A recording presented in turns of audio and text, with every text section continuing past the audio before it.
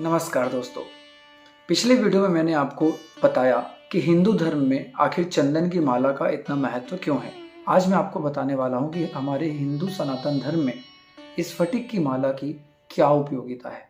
दोस्तों, बहुत सारे लोग स्फटिक की माला के साथ साथ स्फटिक से बनी अंगूठियां भी पहनते हैं, पर ज्यादातर स्फटिक की माला का ही उपयोग किया जाता है।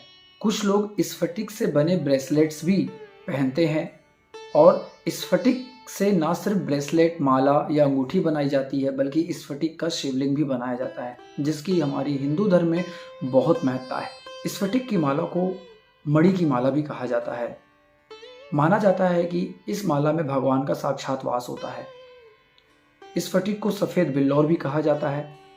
साथ ही अंग्रेजी में यदि देखें तो अंग्रेजी में इसे रॉक क्रिस्टल कहा जाता है और संस्कृत में सितोपल, शिवप्रिय, कांचमणि और फिटक आदि कहा जाता है। दोस्तों, बताया जाता है कि स्फटिक बर्फ के पहाड़ों में बहुत ही नीचे बर्फ के टुकड़ों के रूप में पाया जाता है और ऐसा भी बताया जाता है कि यह सिलिकॉन और ऑक्सीजन के एटम्स से मिलकर बना होता है। यह पारदर्शी होता है और सफेद होता है। दोस्तों, स्फटिक रंगहीन, पारदर्शी और निर्मल पत्थर होता है।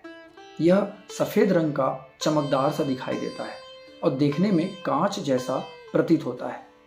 जब इसकी मालाएं बनाई जाती हैं तो यह प्योर गोल शेप में नहीं होता, यह थोड़े से कटिंगदार शेप में होता है और ऐसे ही कटिंगदार मनकों की माला बनाई जाती है। दोस्तों, यदि हम इसकी असली पहचान के बारे में बात करें तो दोस्तों, मार्केट में जो स्फटिक की मालाएं मिलती हैं वो प्लास्टिक या कांच से ज़्यादातर बनी होती है, लेकिन जो स्फटिक होता है वो एक चमकदार पत्थर होता है।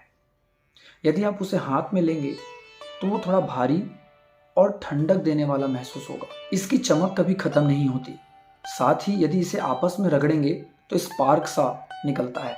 स्फटिक की माला कभी भी मटमैली नहीं होती और साथ ही स्फटिक की माला को यदि अंधेरे पर आप रख दें और लाइट मारे तो थोड़ा सा चमकदार सा दिखाई देता है। साथ ही स्फटिक की माला एकदम से पारदर्शी नहीं होती। माना जाता है कि स्फटिक की माला पंचमुखी ब्रह्म का स्वरूप है। दोस्तों, स्फटिक की माला की इतनी महत्ता है कि माता लक्ष्मी की विशेष कृपा के लिए स्फटिक की माला पहनकर मंत्रोच्चारण या मंत्र साधना की जाती है। दोस्तों, यदि स्फटिक की माला के बेनिफिट्स के बारे में यदि हम बात करें तो स्फटिक की माला को धारण करने वाला व्यक्ति किसी भी भय का शिकार नहीं होता, उससे किसी भी प्रकार की घबराहट नहीं होती, वो तनाव मुक्त होता है। साथ ही स्फटिक की माला यदि आप पहनते हैं तो आपके घर पर और आपके भीतर, आपके मन में सुख, शांति और समृद्धि का वास होता है।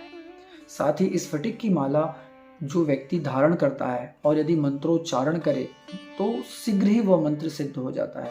अर्थात सिद्धि के लिए, मंत्र सिद्धियों के लिए स्फटिक की माला का ज्यादातर उपयोग किया जाता है। इस प्रकार दोस्तों, आपने यह जाना कि चंदन की माला की तरह ही स्फटिक की माला का भी मंत्र साधना में उपयोग किया जाता है। दोनों मालाओं का अपना अपना महत्व है। दोनों मालाएं अलग अलग उद्देश्य के लिए, अलग अलग मंत्र सिद्धि के लिए उपयोग में लाई जाती है, जिसका ज्ञान आपको एक पूरा गुरु ही दे सकता है, एक गुरु ही दे सकता है। बिना गुरु के दिशा निर्देश के इस तरह की मालाओं को धारण करना तो ठीक है, लेकिन माला को धारण करने के बाद मंत्र सिद्धि करना, मंत्र उच्चारण करना या किसी उद्देश्य से, कि सिद्धि के उद्देश्य से यदि आप मंत्र का उच्चारण करते हैं तो ये सही नहीं है। आपको किसी गुरु के पास जाना चाहिए जो इसकी सही विधि, सही तरीका, सही सलीका आपको सिखा सके।